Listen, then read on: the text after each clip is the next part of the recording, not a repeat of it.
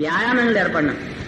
അല്പം നടക്കാൻ പഠിക്കൂ, കാലത്ത് വേണമെങ്കിൽ ഓടിക്കോളൂ, എവിടെ വേണമെങ്കിലും ഓടാൻ പോകൂ, അല്ലെങ്കിൽ പാർക്കിട്ടെങ്കിൽ പാർക്കിൽ പോയി ഓടൂ. എന്തെങ്കിലും ഫിസിക്കൽ ആക്ടിവിറ്റി വേണം. വീട്ടിൽ തന്നെ എന്തെങ്കിലും ജോലി ചെയ്യും. എന്റെ വീട്ടിൽ ഞാൻ ശ്രീമതി പല ഗാഡ്ജറ്റും വേണമെന്ന് പറയാൻ ഞാൻ പറഞ്ഞു ഇനി തരില്ല, മതി, ഒരു മിക്സി ഉണ്ട്, അത് മതി, ഇനി മുണ്ട് നനയ്ക്കാൻ ഒരു യന്ത്രം. ഞാൻ പറഞ്ഞു വേണ്ട, ഇനി അത് നിൽക്കും, ഒന്നും അല്ലെങ്കിൽ ഇങ്ങനെ നിൽക്കേണ്ടി വരും, പിന്നെ കൊടുക്കാൻ നീ അനങ്ങാൻ വരെ നിൽക്കേണ്ടി വരും. തലമുടി ഈരാൻ യന്ത്രം, നീ തലമുടി ഈരുന്നതാണ്, തലമുടി ഉണക്കാനായിട്ട് വെച്ചിട്ട് ഇങ്ങനെ വെച്ചാൽ മറ്റേത് ആ കൈ കൊണ്ട് വിടുത്തി അത് ഉണക്കാണ് പതിവ്. അതുങ്ങൾ വയ്യാന്ന് കൈ അനങ്ങണില്ല. ഒരു തവണ ഒരു സ്ത്രീ വന്ന് പറയണ്ടായി, നിങ്ങൾ പറഞ്ഞ ആ കുവളത്തിന്റെ ഇല അരച്ച് എന്റെ കൈ വേദനെടുത്തു അരച്ചട്ടെ അമ്മീമ്മ. ഇതുവരെ എന്താ ചെയ്യുന്നത്? മിക്സിയിൽ ഉണ്ടായിരുന്നില്ല, ഇതുവരെ എന്താ കണ്ണിൽ നാളികേരം അരച്ചറിയില്ലെന്ന് ചോദിച്ചു. അതും പക്ഷെ കൂവള അരച്ചിട്ടില്ല, അപ്പൊ കൈ വേദനെടുത്തു.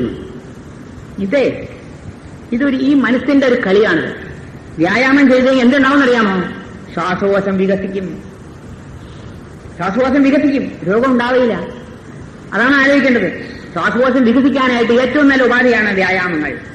ഇനി അഥവാ അത് ചെയ്യാനുള്ള സമയമില്ല എന്നുണ്ടെങ്കിൽ ഒരു ചെറിയ വിദ്യ പറഞ്ഞുതരാം. ഇന്ന് ഒരുപാട് യോഗാഭ്യാസം പഠിപ്പിക്കുന്ന ആൾക്കാർ ഇറങ്ങിയിട്ടുണ്ട്. കേരളത്തിലും പല ഭാഗത്തുണ്ട്. യോഗം എന്നുണ്ട്. യോഗാഭ്യാസവും ചില പ്രാണായാമങ്ങൾ, പല ജാതി പ്രാണായാമങ്ങളും പഠിപ്പിച്ചു. ഭ്രമരി പ്രാണായാമം, ഭസ്കരി പ്രാണായാമം, ശീതളി പ്രാണായാമം എന്ന് പറഞ്ഞാൽ നിങ്ങളെയൊക്കെ പേടിപ്പിച്ച് വർദ്ധിച്ച് എന്തൊക്കെയോ ചെയ്യുന്നു. ഒന്നും വേണ്ട. ഇതൊന്നും നമുക്കല്ലാതെ സന്യാസിക്കാൻ ഹിമാലയത്തിൽ പോകുമ്പോൾ പഠിച്ചോളൂതെല്ലാം. ഇവിടെ വീട്ടിൽ നിന്നുകൊണ്ട് ഇഡ്ഡലിയും ദോശ തിരുന്ന ആൾക്കാർ ഇതൊന്നും വേണ്ട. മനസ്സിലായോ? സന്യാസിമാർക്ക് വിധിച്ചിട്ടുള്ളതാണ്. നമ്മളെല്ലാവരും പ്രാണായാമം ചെയ്യുന്നുണ്ട്. ഇത് മനസ്സിലാക്കിയാൽ മതി. എല്ലാവരും പ്രാണായാമം ചെയ്യുന്നുണ്ട്. പ്രാണായാമം പറഞ്ഞെന്താ? ശ്വസിക്കുക. എല്ലാവരും ചെയ്യേണ്ട പ്രാണായാമം. അറിഞ്ഞുകൊണ്ട് പ്രാണായാമം ചെയ്യൂ. ദീർഘശ്വസനം ഏറ്റവും ലളിതമായ കാര്യമാണ്. ഞാൻ പറഞ്ഞല്ലോ, പ്രകൃതിജീവശാസ്ത്രം ഇത്രയും ലളിതമല്ല, സങ്കീർണമാണ്. ഉടനെ എന്നെ പോയിന്റ് ഔട്ട് ചെയ്തോളൂ, ബുദ്ധിമുട്ടാണെന്നുള്ളത്. ഞാൻ പറയാൻ പോകുന്ന എല്ലാം ലളിതമാണ്, ഒന്നിനുമില്ല ബുദ്ധിമുട്ടുകൾ. ദീർഘശ്വസനം എന്നൊരു പരിപാടിയുണ്ട്. ദീർഘമായി ശ്രദ്ധിക്കാൻ പഠിക്കും. പലപ്പോഴും നമ്മൾ ദീർഘശ്വസം എടുക്കാറുണ്ട്, ചിലപ്പോൾ എടുക്കാറുണ്ട് ഇല്ലേ? പലപ്പോഴും എടുക്കാറില്ലേ? ഇത് അറിഞ്ഞുകൊണ്ട് ശ്വാസകോശത്തെ വികസിപ്പിക്കാം. എന്താണ് വഴി? കാലത്തോ വൈകുന്നേരമോ ശുദ്ധവായുള്ള സമയത്ത് നട റോഡിൽ പോയി ചെയ്യല്ലേ. ചിന്നക്കട ജംഗ്ഷനിൽ പോയിട്ട് ഇത് ചെയ്യാൻ പാടില്ല. ചെയ്താൽ രോഗം പിടിക്കുകയുള്ളൂ. വീട്ടിന്റെ മുറ്റത്ത് അല്ലെങ്കിൽ ഏതെങ്കിലും പാർക്കിൽ പോയിട്ട് മരങ്ങളുടെ ഇടയിൽ പോയിട്ട് കാലത്തോ വൈകുന്നേരമോ, മരങ്ങളുടെ ഇടയിലാണ് കൂടുതൽ നല്ലത്, ശുദ്ധവായുള്ള സമയത്ത് ഷർട്ടും ബനിയനും ഒക്കെ ടൈറ്റ് അല്ലാതെ ഇരിക്കുന്ന സമയത്ത് ഭക്ഷണം ഒരുപാട് കഴിച്ചിട്ട് പോയിരിക്കരുത്. ബ്രേക്ക്ഫാസ്റ്റ് കഴിഞ്ഞിട്ട് പോയി ചെയ്യാൻ പാടില്ല. വൈകുന്നേരം വന്ന ഭക്ഷണം കഴിച്ചിട്ട് പോയി ചെയ്യരുത്. കഴിയുന്നതും വയറ് കാലിയായിരിക്കുന്ന സമയത്ത് ചെയ്യാവുന്ന ഒരു ലഘു പ്രാണായാമം, ദീർഘശ്വസനം വളരെ എളുപ്പമാണ്. ഞാനത് കാണിച്ചു തരാം. ആർക്കും ചെയ്യാവുന്നതാണ്. ചെയ്യൂ സഹോദരന്മാരെ, സഹോദരിമാരെ. നിങ്ങൾ ദീർഘകാലം ജീവിക്കും. ദീർഘശ്വസനം എടുത്താൽ ദീർഘകാലം ജീവിക്കും. പറയാതെ നിവൃത്തിയില്ല. അനുഭവം കൊണ്ടാണ് പറയുന്നത്. ആ ഈശ്വരദത്തമായ ശ്വാസകോശത്തെ നിങ്ങൾ ഉപയോഗിക്കാൻ പഠിക്കൂ. വയറിനെ മാത്രം ഉപയോഗിച്ച് പഠിക്കല്ലേ. ശ്വാസകോശം ഉപയോഗിക്കാൻ പഠിക്കാനുള്ള വിദ്യയാണ് പറയുന്നത്. എന്ത് ചെയ്യണം? ശാന്തമായിട്ട്, മനഃശാന്തമായിട്ട് വെറുതെ നിൽക്കൂ, അല്ലെങ്കിൽ ഇരുന്നോളൂ. ഇരുന്നിട്ട് ആ ശ്വാസം മുഴുവനും ആദ്യം പുറത്തേക്ക് കളയുക. അങ്ങോട്ട്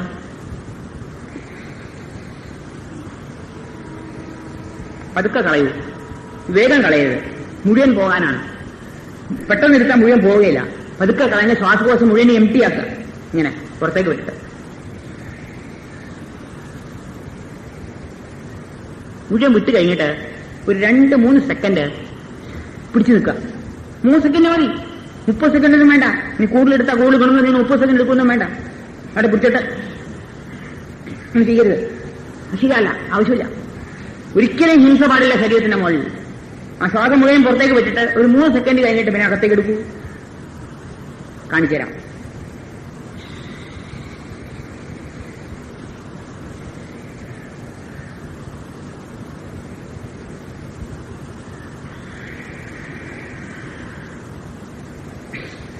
നിറയ്ക്കാൻ നോക്കുക.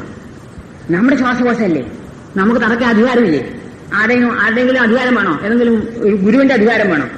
യോഗാഭ്യാസി പറയണോ ഇന്ന മാതിരി നിറയ്ക്കണം എന്നുള്ളത്? നിറയ്ക്കും. നമ്മുടെ ശ്വാസകോശം മുഴുവൻ നിറച്ചിട്ട് അവിടെയും ഒരു 2-3 സെക്കൻഡ് പിടിച്ചു വെച്ചുകൊണ്ടിരിക്കും, എന്നിട്ടങ്ങ് വിട്ടേക്കും. ഇത്രേ ഉള്ളൂ. ഇത് ചെയ്യാൻ ബുദ്ധിമുട്ടുണ്ടോ? ആളെ കൈവെക്കൂ. ബുദ്ധിമുട്ടുള്ള ആള് മനസ്സിലായില്ലെന്നായിരിക്കും പറയാം. ബുദ്ധിമുട്ടില്ല, പക്ഷെ ചെയ്യണം. ചെയ്താലുള്ള ഗുണം പറയാൻ പോകുന്നു. അപ്പൊ ശ്വാസം ആദ്യം ഒന്നുകൂടെ കാണിച്ചു തരാം. ശ്വാസം ആദ്യം മുഴുവൻ പുറത്തേക്ക് കളയൂ.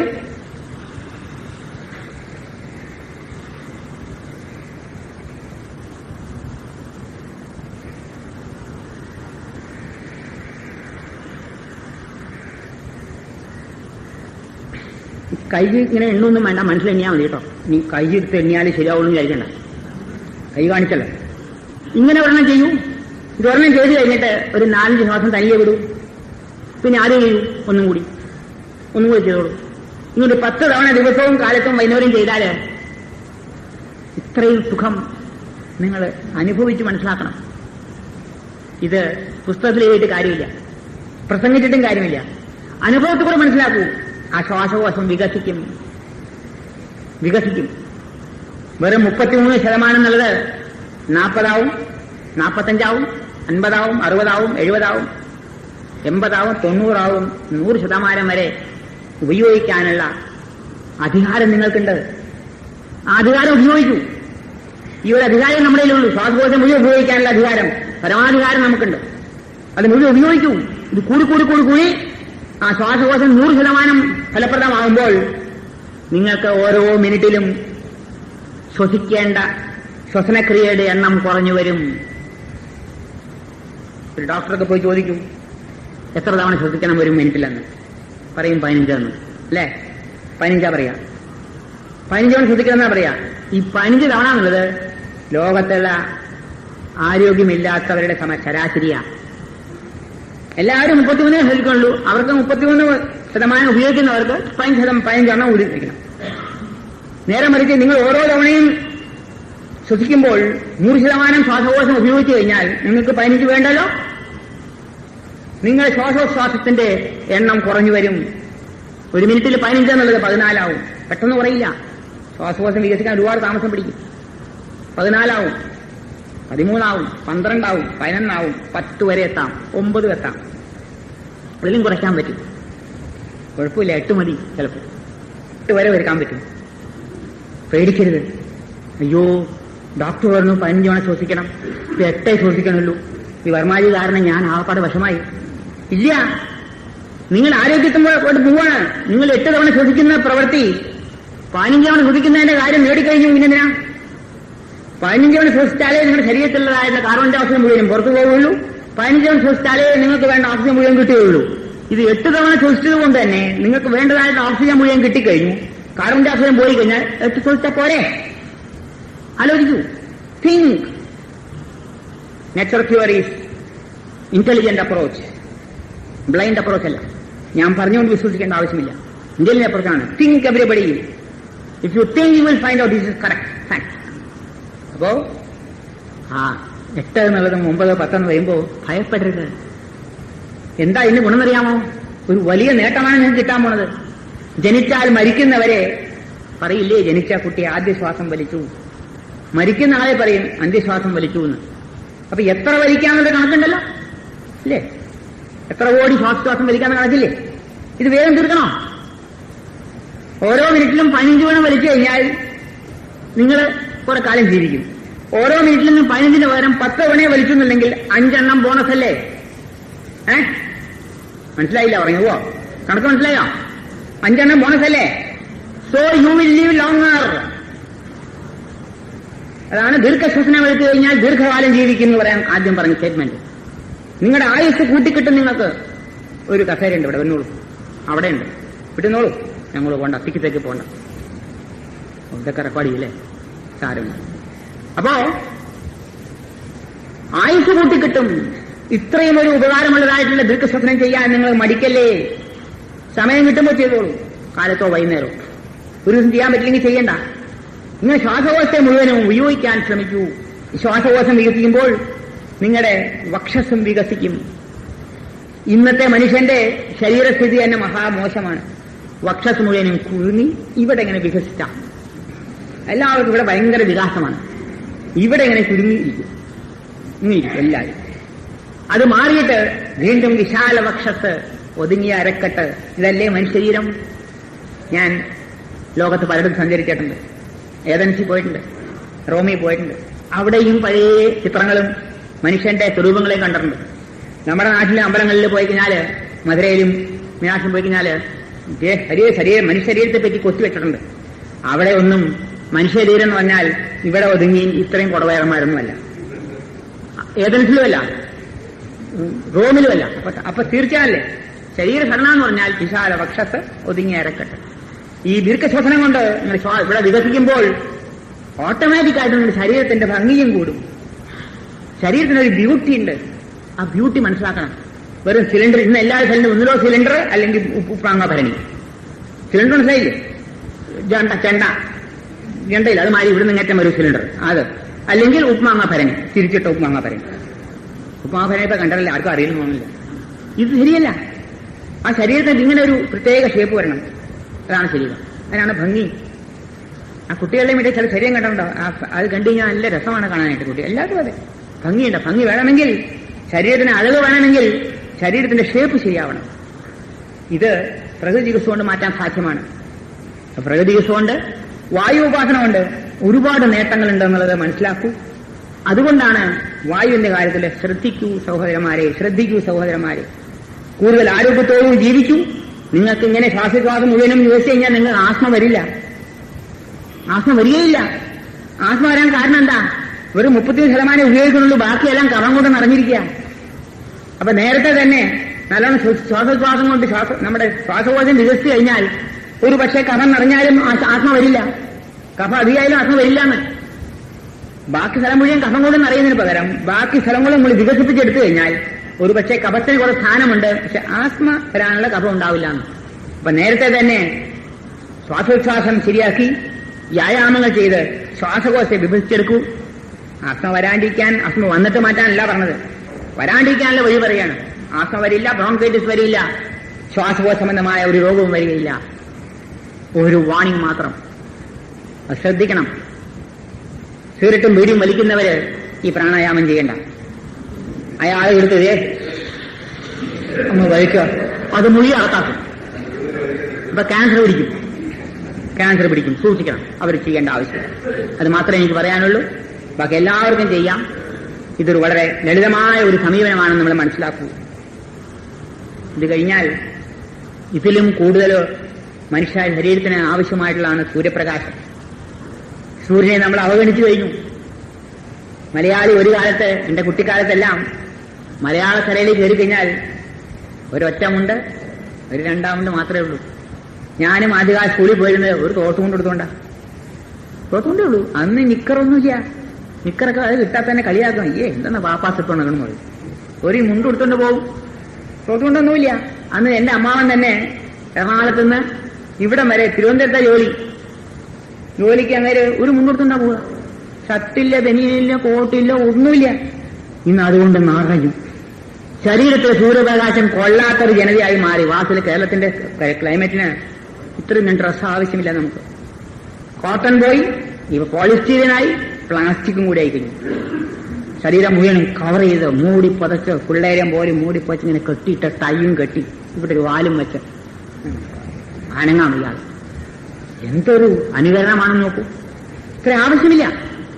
അപ്പൊ ശരീരത്തെ സൂര്യപ്രകാശം കൊള്ളുന്ന പരിപാടിയിൽ നിന്ന് നിന്നു. ജീവിത രീതി ആകപ്പാടെ മാറി. പണ്ടാണെങ്കിൽ അമ്പലത്തിൽ പോകുമ്പോൾ ഒരു ഒറ്റ മുൻകൊടുത്താണ് അമ്പലത്തിൽ പോവുക. ഇനി ഷർട്ടിട്ട് അമ്പലത്തിൽ പോയിട്ട് അവിടെ ചെല്ലുമ്പോൾ നിവൃത്തിയില്ലാതെ ഷർട്ട് ഊരുക, അല്ലെങ്കിൽ ഊരില്ല. ഇത് ഷർട്ട് ഉടമസ്ഥ പറഞ്ഞ് ഷർട്ടകത്ത് കയറാൻ പാടില്ല, അതുകൊണ്ട് കയറുകയാണ്. അല്ലെങ്കിൽ കയറിയാണ് ഷർട്ടിട്ട് കയറി പാട്ട്. അമ്പലത്തിൽ പോയപ്പോൾ അവിടെ എഴുതി വെച്ചേക്കുന്നു, ഈ അമ്പലത്തിൽ മാത്രം ഷർട്ടിട്ടകത്ത് കയറാം. ഇവിടെ നല്ലത് ഈ അമ്പലത്തിൽ ഷർട്ടിട്ട് കയറാമെന്ന് പുതിയ നിയമം പാസാക്കി. ഷർട്ടും ബനിയനുമാണ് നമ്മുടെ ശരീരത്തിൽ സൂര്യപ്രകാശം കൊള്ളാതിരിക്കാനുള്ള തടസ്സം. അപ്പോൾ സൂര്യപ്രകാശം എന്താ? പ്രത്യക്ഷ ദൈവമാണ് സൂര്യപ്രകാശം. മിത്രൻ എന്ന പേര്, കൂട്ടുകാരനാണ്, ഉപദ്രവിക്കില്ല ആരെയും. മിത്രൻ എന്ന പേര് സൂര്യന്. അമരകോശത്തിൽ ആദ്യം പറയുന്ന വാക്ക് മിത്രൻ എന്നാണ്. പിന്നെയുള്ളൂ ഭാസ്കരൻ, രവി എന്നൊക്കെ വരണുള്ളൂ. ആ മിത്രൻ പറഞ്ഞാൽ കൂട്ടുകാരനാണ്. ഉപദ്രവിക്കുവോ സൂര്യൻ? ഇല്ല. ആ സൂര്യപ്രകാശം കൊണ്ട് നമുക്ക് എന്തെല്ലാം നേട്ടമാണെന്നറിയാമോ? ഏറ്റവും പ്രധാനമായ അന്നമാണ് സൂര്യപ്രകാശം, വായു കഴിഞ്ഞാൽ. അന്നം എന്ന് പറഞ്ഞാൽ മതി, അയ്യോ ഇത് വായുക്കൂടെ നമ്മൾ വായുക്കൂടെ കഴിക്കുന്നത്. അന്നം എന്ന് പറഞ്ഞാൽ എന്താ? ഈ ശരീരം സ്വീകരിക്കുന്ന വസ്തുക്കളെല്ലാം അന്നമാണ്. വായു സ്വീകരിക്കേണ്ടത് വായു അന്നമാണ്, സൂര്യപ്രകാശം സ്വീകരിക്കേണ്ടത് അതും അന്നമാണ്. അന്നം എന്ന് പറഞ്ഞാൽ വെറും ചോറ് മാത്രമല്ല. മലയാളിക്ക് അന്നം എന്ന് പറഞ്ഞാൽ ചോറ് മാത്രമേ ഉള്ളൂ. ചപ്പാത്തി പോലും അന്നമല്ല, പുട്ടും അന്നമല്ല, അറിയോ, കഞ്ഞി അന്നമല്ല, ചോറ് മാത്രമേ അന്നമുള്ളൂ അല്ലേ? തെറ്റിദ്ധാരണയാണ്. പറഞ്ഞല്ലേ, ഒരുപാട് കൺഫ്യൂഷൻ ഉണ്ട് തലയിൽ. എന്തൊക്കെയോ തല കയറിയിട്ടുണ്ട്, അത് മാറുകയില്ല, പറഞ്ഞാൽ തല കയറുകയില്ല. ഒരിക്കൽ മലയാളിയെ പറ്റി പറയേണ്ടത്, മലയാളിക്ക് സംശയങ്ങൾ ഏറ്റവും കൂടുതലാണ്, അത് മാറ്റാൻ സാധ്യമല്ല എന്ന്. പരശുരാമ ശാപമാകരുണ്ട്. ആ പിന്നെ കഥ പിന്നെ പറയാം. ആ കഥയുണ്ട്. തമിഴ്നാട്ടിലെ എത്രയും സംശയം, അയ്യോ കർണാടകയിലില്ല, ഞാൻ പോകണ്ട അവിടെ. അവരൊന്നും സംശയമില്ല. ഇത് സംശയത്തിന്റെ കൂടാ. ഒരു ഉദാഹരണം പറയാം. ഒരു ടീച്ചർ എന്റെ കുറിച്ച് ചോദിക്കുകയാണ്, സാർ എന്താ നേന്ത്രപ്പഴം പഴമാണോ? എന്ത് ചെയ്യും ഞാൻ എന്ത് ചെയ്യും? ഞാൻ ചോദിച്ചു, നിങ്ങൾ ടീച്ചറല്ലേ? അതെ. നിങ്ങൾ എന്താ പറഞ്ഞത്? നേന്ത്രപ്പഴം, അത് പഴമാണോ? അയ്യോ, അപ്പൊ സംശയത്തിന്റെ ആലോചിച്ചു എവിടെയാണ് എവിടം വരെ പോയി എന്നുള്ളത് ഒന്നും ആലോചിക്കണില്ല എന്നർത്ഥം. അപ്പോ സൂര്യപ്രകാശം കൊണ്ടാൽ, സൂര്യപ്രകാശം ശരീരത്തിന് ഒരുപാട് ഉപകാരം കിട്ടും. മിത്രനാണ്, കൂട്ടുകാരനാണ്. സൂര്യനെ ആരോഗ്യം ഭാസ്കരാദിച്ചേ എന്നൊരു വേദമന്ത്രമുണ്ട്. ആരോഗ്യം വേണമെങ്കിൽ ഭാസ്കരൻ ചോദിച്ചു മേടിക്കണമെന്ന്. ഭാസ്കരൻ തുടങ്ങിയാൽ സൂര്യൻ ചോദിച്ചു മേടിക്കണമെന്ന്. അതുകൊണ്ടാണ് പല വിദ്യകളും പറയുന്നു, പാടത്ത് ജോലി ചെയ്യുന്നവരോട് ഇഷ്ടംപോലെ പാടത്ത് ജോലി ചെയ്യേണ്ട, അവരാ ഷർട്ട് മിനി ഇടാറില്ല. അമ്പലത്തിൽ പോകുന്നവരോട് നിങ്ങൾ അമ്പലത്തിൽ പോകുമ്പോൾ നിങ്ങൾ ഷർട്ട് ഇടരുത്, ബനീൻ ഇടരുത് എന്ന് പറയാൻ കാരണം ഇതാ. സ്ത്രീകളോട് വെള്ളവസ്ത്രം ധരിക്കാൻ പറയുന്നതും കാരണം ഇതാ, സൂര്യപ്രകാശം കൊള്ളാനാണ്. ഇത് മനസ്സിലാവണില്ല. അമ്പലത്തിൽ പ്രദർശനം വയ്ക്കുമ്പോഴും സൂര്യപ്രകാശം കൊള്ളുക ചെയ്യുന്നത്. നിങ്ങൾ ദേവനെ പ്രദർശനം വയ്ക്കുക, ഇവിടെ നിങ്ങൾ ആരോഗ്യം സമ്പാദിക്കുക. വീട്ടിൽ വെറുതെയിരിക്കല്ലേ വീടിയും വലിച്ച്. അപ്പൊ എപ്പോഴെങ്കിലും വെയിൽ കൊള്ളണ്ടേ? അല്ലേ, അമ്പലത്തിൽ പോകുമ്പോൾ വലിക്കില്ല. അപ്പൊ സൂര്യപ്രകാശം കൊള്ളാൻ വേണ്ടിയുള്ള പല ഉപാധികളായിരുന്നു പലതും ചെയ്യുന്നത്. ഇതൊക്കെ മറന്നു, എല്ലാം മറന്നു. ഇന്ന് സൂര്യനെ പറ്റി തീരെ അവഗണനയാണ്. സൂര്യപ്രകാശം കൊള്ളണം, എന്തേ ഭ്രാന്താ ഇത്? ശർമാജിക്ക് വേറെ ജോലിയില്ല, ഞങ്ങൾക്ക് വീട്ടിലിരിക്കാൻ പാടില്ല. അയ്യോ, എന്റെ സഹോദരന്മാരെ, ഞാൻ നുണ പറയല്ല, അനുഭവങ്ങൾ ഒരുപാട്. ആ സൂര്യപ്രകാശം കൊണ്ടാല് എന്തെല്ലാം ഗുണം കിട്ടുന്നറിയാമോ? ഡോക്ടർമാർ കണ്ടുപിടിച്ചേക്കണം. വിറ്റാമിൻ ഡി കിട്ടുന്നു. അയ്യോ, വിറ്റാമിൻ ഡി കിട്ടും. അത് കൂടുതലൊന്നുമില്ല. വിറ്റാമിൻ ഡി കിട്ടില്ലെന്ന് ആരും പറഞ്ഞില്ല. വിറ്റാമിൻ ഡി എ മുതൽ ഇസഡ് വരെ കിട്ടുന്ന പറഞ്ഞാൽ വിശ്വസിക്കും നിങ്ങൾ? എ മുതൽ ഇസഡ് വരെയുള്ള വിറ്റാമിനാണ് കിട്ടാൻ പോകുന്നത്. ഹൃദ്രോഗമുള്ള ഒരാള് 5 ഇനം കൊണ്ട് നരകം അനുഭവിക്കുമ്പോൾ. ഈ കൊല്ലം ടൗണിൽ കഴിഞ്ഞ കൊണ്ടത്തെ ക്യാമ്പ് സമയത്ത് 4-5 പേരുണ്ടായിരുന്നു ഹൃദ്രോഗികൾ. 5 ഇന പേരിൽ ഇങ്ങനെ പൊളയായിരുന്നു. പിടിച്ചുകൊണ്ട് ഞാൻ വെയിൽക്കൊണ്ടിരുത്തി അത്യുസിക്ക്. വേദന മാറി 15 days, 15 minutes. അപ്പൊ അതിൽ എന്തൊക്കെയുണ്ട് vitamins? Intensive care unit, God's intensive care unit ആണ് സൂര്യപ്രകാശം. നീ വേണോ വല്ലതും ഇതിനപ്പുറം പറയണോ? നിങ്ങൾക്ക് എല്ലാവർക്കും ICU എന്നല്ലേ പറഞ്ഞേ? ICU ദയർ എവിടെ? അവിടെ ആശുപത്രിയിൽ ICU. നിങ്ങളുടെ മുമ്പിൽ നിൽക്കുന്ന സൂര്യൻ. സൂര്യനെ ഭയപ്പെടല്ലേ, സൂര്യപ്രകാശം കൊള്ളൂ. ഇന്റൻസീവ് കെയർ യൂണിറ്റാണ്. നിങ്ങളുടെ ഹൃദ്രോഗം മാറും. ഹൃദ്രോഗം മമ സൂര്യ ഹരിമാണന്റെ നാശയ. ഒരു വേദമന്ത്രമാണ് ഞാൻ പറഞ്ഞത്. എന്റെ ഹൃദ്രോഗത്തെയും എന്റെ ത്വക്രോഗത്തെയും മാറ്റിത്തരൂ സൂര്യദേവ എന്ന് പറയാണ്. അപ്പൊ സൂര്യദേവനാണ് യഥാർത്ഥ വൈദ്യനാഥൻ. ഇതിനപ്പുറമില്ല. ശിവന്റെ സ്ഥാനം എവിടെയും ചോദിച്ചു. ശിവന് വൈദ്യനാഥന്റെ പേരുണ്ട്. ശിവന്റെ സ്ഥാനം എവിടെയും ചോദിച്ചപ്പോൾ ഗുരു പറഞ്ഞത് സൗരമണ്ഡല മധ്യസ്ഥം എന്ന്. സൗരമണ്ഡലത്തിലെ മധ്യത്തിലാണ് ശിവൻ ഇരിക്കണേന്നാ പറഞ്ഞത്. ശിവൻ തന്നെ വൈദ്യനാഥൻ ഒന്ന് തന്നെയാണ്. ആ വൈദ്യനാഥനാണ് സർവ്വരോഗവും മാറ്റുന്നത്. ബാണഭട്ടന്റെ ശുശ്രുതൻ മയൂര കവി എന്നൊരു കവി ഉണ്ടായിരുന്നു. 2500 കൊല്ലം മുമ്പ് ജീവിച്ചിരുന്നതാണ് ഭാരതത്തിൽ. അദ്ദേഹം എഴുതിയ ഒരു സൂര്യശതകം എന്നൊരു പുസ്തകമുണ്ട്. ആ പുസ്തകത്തില് 100 ശ്ലോകമേ ഉള്ളൂ. 6ാമത്തെ ശ്ലോകത്തില് വളരെ വ്യക്തമായിട്ട് ചില കാര്യം പറഞ്ഞിരുന്നു. അത്ഭുതപ്പെട്ടു പോയി. എന്താ എഴുതിയിരിക്കുന്നത്? 2500 കൊല്ലം എഴുതിക്കുന്നതാ. ജന്മജന്മാന്തരങ്ങളായിട്ട് നിങ്ങൾ ചെയ്ത പാപങ്ങളുടെ ഫലമായി ഈ ജന്മം അനുഭവിക്കുന്ന ശാരീരികവും മാനസികവുമായിട്ടുള്ള സർവ്വ ദുഃഖങ്ങളും സർവ്വരോഗങ്ങളും ഒറ്റയ്ക്ക് തന്നെ മാറ്റാനായിട്ട് സൂര്യന് കഴിവുണ്ട്. അതുകൊണ്ട് നിങ്ങൾ എല്ലാവരും സൂര്യനെ പ്രണമിക്കൂ. ഇതിനപ്പുറം വല്ലതും ഉണ്ടോ? വേറൊന്നും പറഞ്ഞിട്ടില്ല. അമ്പലത്തിൽ പോകുന്നല്ല പറഞ്ഞത്, പള്ളിയിൽ പോകുന്നല്ല പറഞ്ഞു, മാസ്ക് പോകുന്നല്ല പറഞ്ഞത്. സൂര്യനെ പ്രണമിക്കൂ, സൂര്യപ്രകാശം കൊള്ളൂ. ഒരു പൈസയും ചെലവില്ല. ഇത്രയും നല്ല എളുപ്പത്തിൽ കിട്ടാവുന്ന ഒരു ആരോഗ്യ പദ്ധതി എവിടെ ഉണ്ട് ലോകത്ത്? ചെലവില്ലാത്തത്. ഒരു ചെലവുമില്ല. ഇപ്പൊ ഡീപ് ബ്രീത്തിങ് എടുക്കാൻ ആരുടെയും പെർമിഷൻ വേണ്ട, പൈസയും കൊടുക്കണ്ട. വേണോ? സൂര്യപ്രകാശം കൊള്ളാൻ പൈസ കൊടുക്കണോ? ഒരു ചെലവുമില്ല. കൊള്ളു സഹോദരന്മാരെ, ധാരാളം സൂര്യപ്രകാശം കൊള്ളു, ഇഷ്ടംപോലെ കിട്ടുന്നു കേരളത്തില്. ഉടൻ ചോദിക്കും മലയാളി സംശയം എന്നറിയാമോ? മഴക്കാലത്ത് എന്ത് ചെയ്യുന്നു ചോദിക്കാറുണ്ട് മലയാളി. വേറെ ചോദിക്കില്ല. മഴയത്ത് ആർക്കുമില്ലല്ലോ എന്ന് ചോദിക്കുന്നത്. മഴയത്ത് ആർക്കുമില്ല സൂര്യപ്രകാശം നമ്മൾ കൊള്ളണ്ട. മഴക്കാലത്ത് എന്ത് ചെയ്യുന്നു ചോദിക്കുന്ന ചോദ്യം ശരിയാണോ? എന്നെ കൊണ്ട് പറയിക്കുക ഓരോന്നേ. അതായത് ഇത് കൊള്ളാതിരിക്കാൻ വേണ്ടി പറയാണ്. ഇത് കൊള്ളാണ്ട്, ഇത്രയും ബുദ്ധിമുട്ടല്ലേ, അതിനുവേണ്ടിയാണ്. തർക്കുത്തരമാണ് ഇത്. ഒരു ചോദ്യം ചോദിച്ചാൽ 100, ഒരു ചോദ്യം ചോദിച്ചാൽ വേറെ ചോദ്യം ചോദിച്ചാൽ നമ്മളെ മുടക്കുന്ന മാതിരിയാണ് മനുഷ്യഭാവം. ഈ കോട്ടയത്തുകാരെ പറ്റി പറയണ്ട. കോട്ടയത്തുകാർ ഉണ്ടെങ്കിൽ ക്ഷമിക്കണം കേട്ടോ. കോട്ടയത്തുകാർ ഒരു ചോദ്യം ചോദിച്ചാൽ അവർ ഉത്തരം വേറെ ചോദ്യമാണ്. കേട്ടിട്ടുണ്ട്. കോട്ടയത്തുകാർക്ക് മാത്രം പ്രത്യേകത. എനിക്കറിയില്ല, ഞാൻ തമാശ ഞാൻ കേട്ടിട്ടുണ്ട്. ഒരു ചോദ്യം ചോദിച്ചാൽ മറു ചോദ്യമാണ് ചോദിക്കുക, ഉത്തരം പറയില്ല. അതേമാതിരി അറിഞ്ഞാതല്ല, അങ്ങനെയാണ് സ്വഭാവം. സാരമില്ല, കുഴപ്പമില്ല, അത് നമ്മുടെ പ്രത്യേകത. സന്തോഷിക്കാനേ ഉള്ളൂ, ചിരിക്കാനേ ഉള്ളൂ, കുഴപ്പമില്ല. അത് ദേഷ്യപ്പെടണ്ട. അപ്പോ നമ്മളെ സൂര്യപ്രകാശം കൊള്ളാൻ എന്താ വഴി? കാലത്തോ വൈകുന്നേരമോ പേപ്പർ വായിക്കുമ്പോൾ ആ കസേര എടുത്ത് പുറത്തിട്ട് ആ വെയിലത്ത് നിന്ന് വായിച്ചോളൂ. ഇളം വെയിലും മതി, പോക്ക് വെയിലും മതി. നട്ടുച്ചയ്ക്ക് കൊള്ളേണ്ട ആവശ്യമില്ല. ഇളം വെയിൽ അല്ലെങ്കിൽ പോക്ക് വെയിൽ. ഇളം വെയിൽ കൊണ്ടാൽ ഇളവനും കളവനാകും. തെറ്റിദ്ധാരണയാണ്. അതിന് വ്യാഖ്യാനിക്കണമെന്നറിയാമോ? ഇളവൻ കളവനായി തീരും, അതുകൊണ്ട് കൊള്ളണ്ടാണ്. അല്ല, ഈ ഇളവൻ ഒരു പക്ഷേ കളവനായിട്ടേ മരിക്കുള്ളൂ എന്നാണ് അർത്ഥം. ഈ ഇളവനെ കളവനായിട്ട് മരിക്കുള്ളൂ ഇതാണ് ഉദ്ദേശിക്കുന്നത്. ഇത് മനസ്സിലാവില്ല. ഇത് പേടിക്കട്ടെ. അയ്യോ ഞാൻ കളവനാവില്ല, ഞാൻ കളവിയാവില്ല, ഞാൻ കൊള്ളില്ല. പോണ വെയിൽ കൊണ്ടാ പൊന്നുപോലെയാവും. കറുത്ത ഒരാൾ പോയിട്ട് വൈകുന്നേരം സൂര്യ കൊണ്ടാ പൊന്നുപോലെയാവും. അതെല്ലാം അർത്ഥം. ആരോഗ്യം പൊന്നുപോലെ വിലപിടിച്ചായിത്തീരുന്നാണ് അർത്ഥം. പടംജോലിയില്ല പതിരില്ല. അർത്ഥം മനസ്സിലാക്കാൻ ശ്രമിക്കും. ആരും വ്യാഖ്യാനിച്ചിട്ടില്ല. ഇതല്ല അങ്ങനെ.